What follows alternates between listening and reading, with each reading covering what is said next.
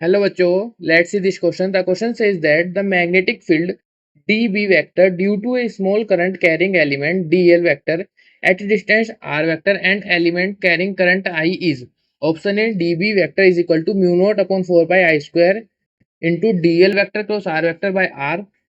Option B dB vector is equal to mu naught upon 4 pi I dl vector cross r vector by r cube. Option C dB vector is equal to mu naught upon 4 pi I dl vector into r vector by r.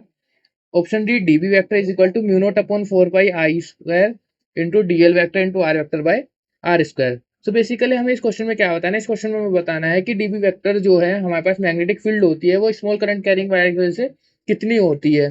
So simple हमें बस की concept क्या बताना है, हमें ये formula derivation ही करना है. सो की कॉन्सेप्ट यहाँ यूज करेंगे हम, की concept magnetic field due to a small element, ये हमें बताना है. Magnetic field due to a small element.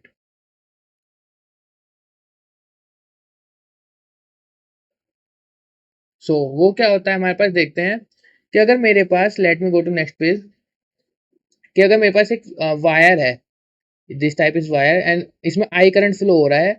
अगर मैं इसका छोटा सा सेक्शन लूं, इस छोटे से सेक्शन जिसकी लेंथ कितनी है, मैंने मान लिया इसकी स्मॉल लेंथ है dl, ठीक है, और इससे r डिस्टेंस पर, इससे पॉइंट से r डिस्टेंस पर,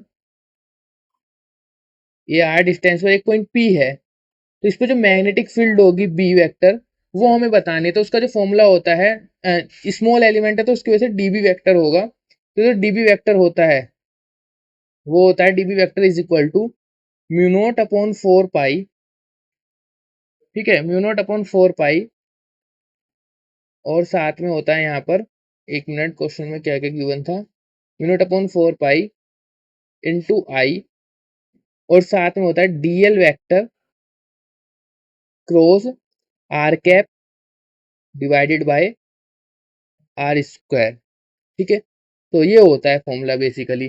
कैसे होता है, आर कैप क्या होता है, ये होता है हमारे पास vector along this direction, DL इसकी स्मॉल लेंथ होती है, करंट आई होता है जिसमें फ्लो हो रहा है, म्यू नॉट अपॉन 4 पाई कांस्टेंट होता है.